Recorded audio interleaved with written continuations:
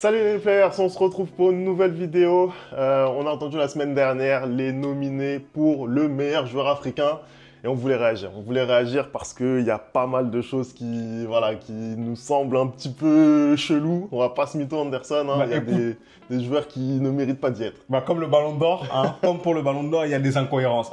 Là, ce soir, on aimerait savoir qu'est-ce qui a poussé qu'il y a certains noms dans la liste et qu'est-ce qui fait qu'il y a certains noms qui ne sont pas. Parce que vraiment, et surtout qu'on nous donne aussi les critères d'attribution. Qu'est-ce que tu dois faire dans une saison de janvier à octobre, parce que c'est la période pour le Ballon d'Or africain, pour mériter d'être dans cette liste-là. Parce que voilà, moi je suis perdu, Femi, voilà, moi je suis perdu. Allez, on envoie le générique, on en parle juste après, c'est parti.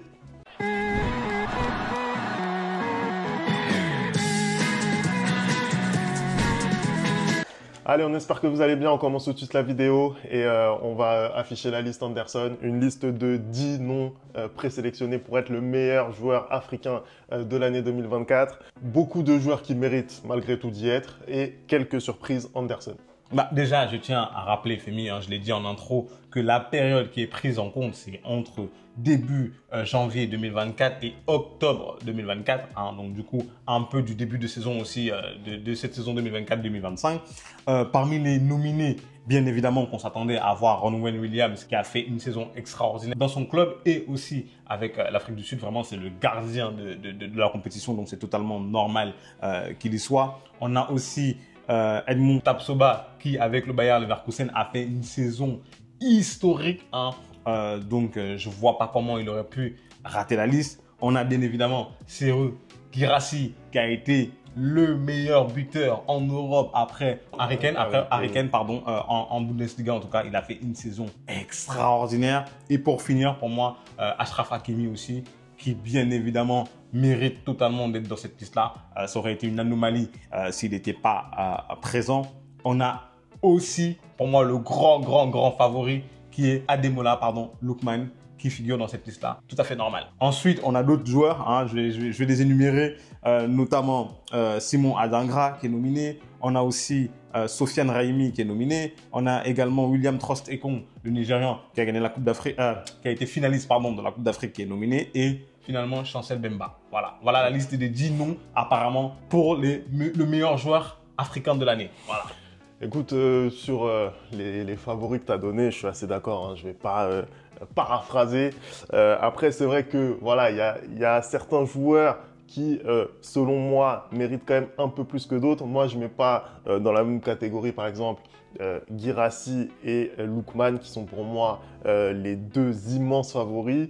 Et les autres. Voilà, par exemple, on peut avoir certaines coquilles dans les parcours de Achraf Hakimi en cette année 2024, dans les parcours, par exemple, aussi de Tapsoba qui ne remporte pas cette Ligue Europa alors qu'ils avaient fait une saison exceptionnelle. Après, ils font quand même un doublé exceptionnel. Ils font un doublé exceptionnel, historique pour le Bayer Leverkusen.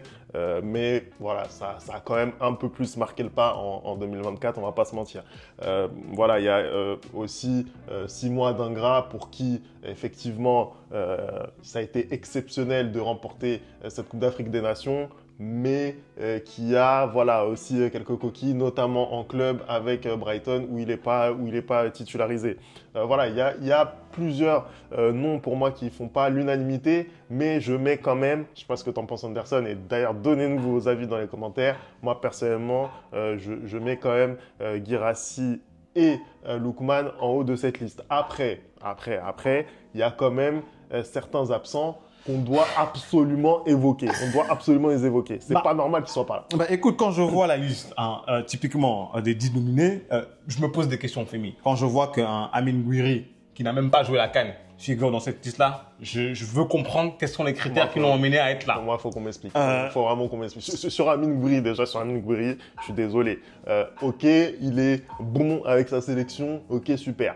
Mais aucun résultat positif pour l'Algérie, je suis désolé. Et d'autant plus quand tu es l'Algérie, tu es une des nations majeures du continent, tu ne sors pas de ta poule, ça te raye, je suis désolé. On est d'accord. C'est pas comme je sais pas, un Aubameyang par exemple, qui est avec le Gabon, vas-y, tu vas lui pardonner parce que ça reste le Gabon, le matériel n'est pas le même. Mais un Amin Gouiri, je suis désolé, voilà, tu es obligé d'avoir des résultats avec ta sélection et ce n'est pas le cas cette fois. Et puis, on peut même parler de son parcours en club. Je suis désolé. Il est archi irrégulier, Gouiri. C'est un très, très bon joueur. Mais moi, vraiment, quand j'ai vu la liste, je n'ai pas compris ce qu'il faisait là. Pareil, dans un peu une moindre mesure, quand je vois Chancel Mbemba dans cette liste-là, moi, c'est pas le Congolais que j'aurais mis en avant. Surtout que quand je regarde un peu les difficultés qu'il a avec son club, et certes, il fait une bonne CAN, mais typiquement, on avait comment il s'appelle, Maswaku, qui fait une bien meilleure CAN et qui termine au final dans l'équipe type de la Coupe d'Afrique des Nations. On a même comment il s'appelle, j'ai oublié son nom, Machak Eli, qui aussi fait une très très très bonne CAN. En fait, Chancel, il est là, mais s'il n'y est pas, ça me choque pas. Tu vois, mais qu'il soit, ça me choque pas non plus. Tu vois ce que je veux dire ou pas? Après, il fait quand même demi-finale d'Europa avec l'OM. Voilà, c'est quand même. Dans ce cas-là, voilà. Ben, du coup, dans ce cas-là, si tu le mets parce qu'il fait une demi-finale de l'Europa avec l'OM, on va donc passer aux absents, aux grands absents. Le premier d'entre eux, c'est Aubameyang. Tu l'as dit, parce que lui aussi, il fait demi-finale en Liga Europa avec l'OM. Il fait une saison sur le plan statistique qui est juste exceptionnel. Le nombre de buts qu'il met en Liga Europa, je crois qu'il finit deuxième meilleur buteur ou un truc comme ça. Meilleur buteur de l'Europa League, voilà. En championnat, pareil, avec, je crois, Aubameyang, il a quel âge là? Il doit avoir 33 ans, 34 ans, un truc comme ça. Il fait une saison extraordinaire, une saison 2024 avec l'OM qui est vraiment, 2023-2024 avec l'OM qui est vraiment incroyable. Donc, d'ailleurs, il a même réagi à sa non-nomination dans cette liste-là avec un petit tweet très très drôle. Mais qu'est-ce qui fait que Aubameyang, par exemple, mérite moins que Gouiri d'être dans cette liste-là? D'autant plus que Aubameyang, effectivement, sur sa saison avec l'OM, il y a deux passages bien distincts. Le premier passage, on va dire, sur la fin d'année 2023, où c'est un peu plus compliqué pour lui, avec tous les épisodes qu'on connaît, les Marcelino, les Gattuso, etc. Et puis, il y a l'arrivée de Jean-Louis Gasset, et cette année 2024 qui lui permet d'exploser avec l'Olympique de Marseille. Et c'est l'année 2024 qui compte. C'est l'année 2024 qui compte. Donc, effectivement, voilà, je suis désolé, Aubameyang qui n'y soit pas, même si effectivement il n'y a pas de CAN pour lui cette année-là, bah c'est quand même compliqué, Après, c'est vrai que en année de Coupe d'Afrique des Nations, et c'est pour ça que moi je me pose la question des critères. Si quelqu'un dans les commentaires a les critères précis qui permettent d'élire le meilleur joueur africain, qu'il nous le fasse savoir. Parce qu'aujourd'hui, le vrai problème qu'il y a, moi je suis toujours partisan de valoriser les gens qui brillent dans les compétitions internationales. Tu vois ce que je veux dire? Et en année de CAN, ça me paraît logique qu'on veuille bien prêter attention à ça. Bah, si ça avait été ça, Femi, je pense que aujourd'hui, dans cette liste des 10, il y aurait beaucoup plus d'Ivoiriens. Hein. Ouais. La Côte d'Ivoire a gagné la CAN. Il me semble, moi je te l'ai dit avant qu'on tourne la vidéo, qu'un Franck Kessié, typiquement, il aurait mérité d'être dans cette liste-là. Un Jean-Michel Seri, il aurait mérité d'être dans cette liste-là. Mais apparemment, la CAN n'est pas assez valorisée dans cette élection parce qu'il y a énormément de joueurs qui ont performé à la CAN qui n'y sont pas en fait. Donc je vois ce que tu veux dire et tu l'as toujours dit et moi je suis d'accord avec toi que les compétitions internationales sont super importantes. Hein. Sauf que aujourd'hui, le même critère, par exemple, qui fait que tu élimines un Victor Boniface, parce que du coup, il fait aussi partie des absents, on va en reparler tout de suite, ou encore Bryan Mbeumo, par exemple, parce que même Bryan Mbeumo, en club, il est très très bon, mais le fait que les deux n'ont pas participé à la CAN, bah, qu'est-ce qui fait que tu inclus du coup Amine Gouiri parce que lui non plus n'a pas participé à la CAN? Non, bien sûr. Après, justement, je pense qu'un Aubameyang, ça aurait au moins mérité d'être dans les 10. C'est ça le vrai débat parce que je pense que Aubameyang, on est à peu près tous d'accord pour dire qu'il n'allait pas remporter le trophée de meilleur joueur africain. Mais le fait qu'il ne soit pas dans les 10, c'est quand même assez compliqué. Hein. Même si, voilà, il faut valoriser les parcours, notamment en Coupe d'Afrique, les années de CAN, bah là, je suis désolé, le fait qu'il ne soit pas dans les 10, c'est un petit peu compliqué. On a parlé des Nigérians qui étaient absents de cette liste. Je voudrais évoquer avec toi ton petit poulain madrilène, Brahim Diaz, qui n'est pas également dans cette liste. On a entendu certaines personnes, notamment les Marocains, s'insurger du fait qu'il n'était pas dans les 10. T'en penses quoi, toi? Non, on peut pas. Mes amis marocains, soyons honnêtes, on peut pas s'insurger du fait que Brahim Diaz soit pas dans cette liste-là quand on sait que Brahim Diaz a obtenu la nationalité marocaine en mars-avril. À un moment donné, la compétition, la CAN est passée. Hein. Certes, il a été un des acteurs aussi des titres qu'a remporté le Real Madrid cette saison parce que justement en super sub, il a été super important, hein, que ce soit en Ligue des Champions ou en Liga. Il a vraiment aidé le Real à aller conquérir ces titres-là. Mais tu ne peux pas donner le titre de meilleur joueur africain à un joueur qui a obtenu sa nationalité en plein milieu de l'année 2024. C'est pas possible. Soyons honnêtes entre nous. Soyons honnêtes. Déjà, il y a ça, mais tu l'as parfaitement dit dans ton. Et en plus, il est remplaçant. C'est ça, c'est un super sub. Tu peux pas. T'envoies quel message en mettant un Brahim Diaz qui n'est même pas titulaire dans son club, en le mettant là dans le top 10 des meilleurs joueurs africains. Donc, pour moi, il n'y a pas de débat là-dessus. Brahim Diaz, il ne doit pas être élu meilleur joueur africain. Clairement pas. Même pas dans les 10. Moi, je voulais aussi parler de la nomination de Trostekong parmi les 10, parce qu'il y en a un certain nombre aussi qui s'insurgent du fait qu'il est dans la liste. Toi, t'en penses quoi? Moi, j'ai l'impression que avec le Nigeria, il a quand même fait une excellente CAN. Il finit meilleur joueur de la CAN. Il a été élu meilleur joueur de la CAN. Après, moi, à titre personnel, je ne sais pas si c'est lui qui le méritait, mais en tout cas, c'est factuel. C'est lui qui l'a remporté. Il fait partie des meilleurs joueurs de la CAN. Il fait clairement partie des meilleurs. T'en penses quoi, toi, de sa nomination? Moi, sa nomination ne me choque pas. En vrai, je pense que sa nomination ne me choque pas. Après, si j'avais dû choisir, si j'avais été dans ce panel qui choisit parmi les meilleurs joueurs, je pense quand même que j'aurais très clairement opté plutôt pour un Victor Boniface qui, je trouve, a fait une saison avec le Bayern Leverkusen exceptionnelle. On parle quand même d'un club, le Bayern Leverkusen, en Allemagne, qui a réussi à faire le doublé et qui n'a pas perdu un seul match en championnat de la saison. Et ils font aussi finale de la Ligue Europa, même si ils perdent justement contre l'Atalanta justement de Lookman. Pour moi, c'est incompréhensible qu'il ne soit pas dans cette liste-là. Donc, si j'avais dû faire un choix, je pense quand même que j'aurais choisi Victor Boniface. Mais le fait que William Troost-Ekong soit dans cette liste-là en étant le meilleur joueur de la CAN et en ayant fait une très très bonne compétition dans cette CAN-là, ça ne me choque pas. Ce qui me choque, en fait, c'est que ça démontre encore plus le fait qu'on ne sache pas c'est quoi les critères. Parce que typiquement, William Troost-Ekong, je suis désolé, mais s'il est dans cette liste-là, c'est clairement dû au fait qu'il ait été très très bon à la CAN. Dans ce cas-là, qu'est-ce que Amine Gouiri fait là-dedans? Tu vois ce que je veux dire? En fait, c'est absolument pas logique. Moi, je suis d'accord. Il y a des joueurs dans la liste, notamment Sofiane Raimi, qui a été très très bon avec son club en Ligue des champions asiatiques et il a été très très bon aussi pendant les Jeux Olympiques. Je crois qu'il finit, il me semble qu'il finit meilleur buteur, un truc comme ça. Tu vois, ça c'est les joueurs qui ont eu des compétitions et c'est totalement mérité qu'ils soient dans cette liste-là. Maintenant, William Troost-Ekong, pour moi, c'est mérité qu'il soit dans cette liste-là par rapport à la CAN qu'il fait. Mais sauf que dans ce cas-là, tu enlèves certains joueurs. Les Amine Gouiri, je suis désolé, ils n'ont absolument rien à faire dans cette liste-là. Moi, je suis désolé, il y a aussi en fait, j'estime aussi que Chancel, franchement, c'est pas le Congolais que j'aurais mis dans cette liste-là. Et pareil, pour Simon Adingra, tu l'as dit tout à l'heure, certes, il finit très très bien la CAN, mais en club, il a énormément de difficultés. Et même dans cette CAN-là, il commence à jouer à partir des quarts de finale. C'est pas l'Ivoirien que j'aurais mis aussi dans la liste. J'aurais préféré un Franck Kessié ou un Jean-Michel Seri ou même un Seko Fofana, que j'ai trouvé vraiment constant tout au long de la CAN plutôt qu'un Adingra. Donc, je pense que le véritable problème, c'est les critères d'attribution. Parce que là, en plus, on n'a même pas encore parlé de ton absent à toi. Parce que clairement, si on prend, je vais te laisser aller dessus, à Mohamed Salah, comment ça se fait qu'il n'est pas dans la liste féminine? Explique-moi. Moi, j'attendais que tu puisses me l'expliquer en personne, parce que tu as réponse à tout. Et moi, personnellement, j'ai aucune explication à te donner. Je ne sais pas pourquoi Mohamed Salah n'est pas dans ce classement-là, n'est pas dans le top 10 des meilleurs joueurs africains. C'est scandaleux, je suis désolé de le dire.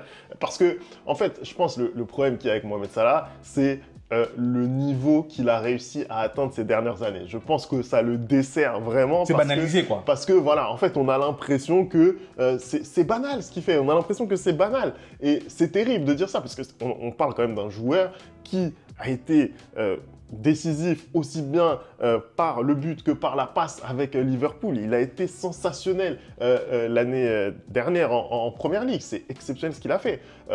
Il a permis à Liverpool de jouer le titre à la fin quasiment, parce que voilà, on les voyait, toi-même tu les voyais quasiment champions en Première Ligue. Donc ça a été fou ce qu'ils ont réussi à faire pour la dernière de Jürgen Klopp. Et c'est vrai que Mohamed Salah, je suis désolé, même si son parcours en CAN a été compliqué, encore une fois, je ne pense pas que Mohamed Salah mérite de soulever le titre de meilleur joueur africain, mais il doit être dans les 10. Sa saison doit être saluée par une présence dans les 10. Je suis désolé. Avec l'Égypte, effectivement, ça a été compliqué. Il a connu des blessures, notamment sur la CAN. Hein. Oui, mais il joue pas les huitièmes de finale. Il a été blessé, il joue pas les huitièmes de finale. Il s'est blessé, je crois, contre le Mozambique. Donc, même le parcours de l'Égypte a été compliqué. Donc, voilà, c'est vrai que ça, c'est une grosse épine dans son pied. Ça aurait justifié qu'il ne remporte pas le trophée.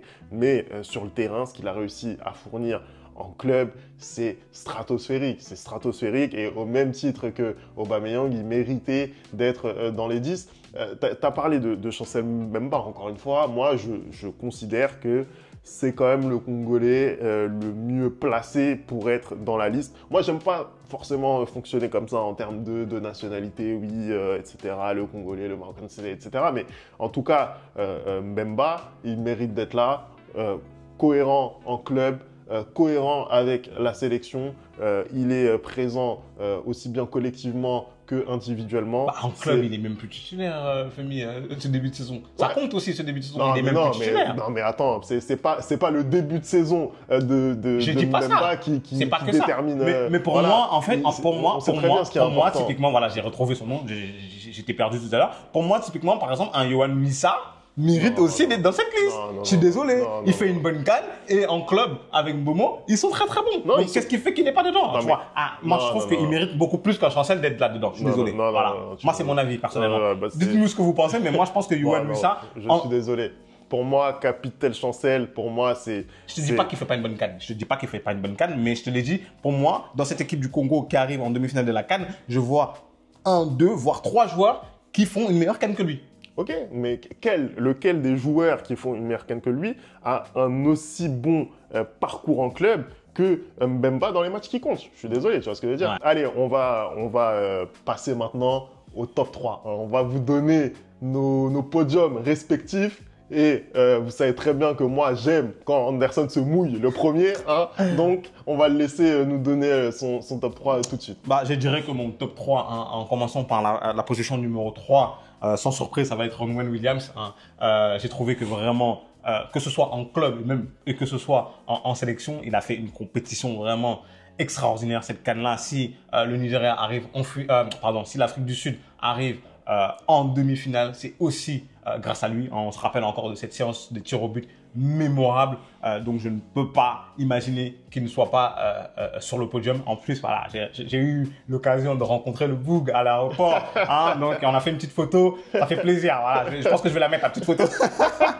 En numéro 2, je mettrai bien évidemment le buteur. Hein, le buteur maintenant qui est du côté de Dortmund, le buteur guinéen. Serhou Guirassy, hein, il fait une saison juste fantastique, hein, et c'est totalement normal qu'il soit récompensé par cette nomination dans les 10 de meilleurs joueurs africains. Et bien évidemment, le grand vainqueur, pour moi, je pense même pas qu'il y ait débat. Après, peut-être que Femi aura un autre top que moi, mais pour moi, c'est Lookman.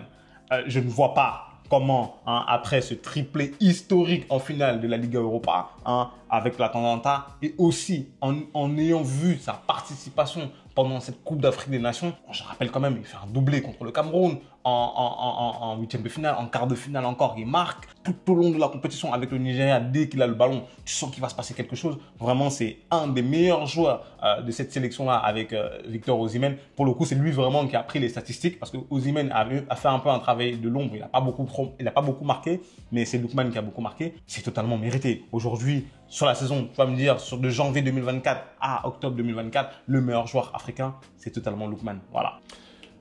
Franchement, je suis quasiment d'accord avec ton podium. Pour être tout à fait honnête, je ne savais pas vraiment qui mettre sur la troisième marche de ce podium.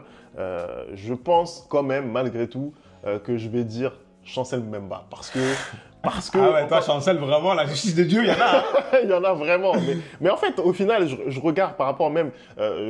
j'aurais pu hésiter, par exemple, avec un Achraf Hakimi ou avec un Soufiane Raimi. Achraf, c'est vrai qu'il fait une saison qui est bonne avec le PSG globalement. Moi, ce qui me dérange avec Achraf, c'est sur les matchs un petit peu coup près, là, la disqualification contre le Borussia Dortmund, où il est très moyen. Ouais. Ça, pour moi, ça pèse dans la balance. Mais collectivement, il gagne tout sur le plan national. international, il fait demi-champions, il est très bon avec le Maroc pendant les JO. Il y a la petite coquille aussi de la CAN avec ce penalty raté aussi. Ouais. Donc ça, pour moi, sur un podium, ça me paraît un petit peu compliqué. Soufiane Raimi, tu as parlé tout à l'heure de ce qu'il fait.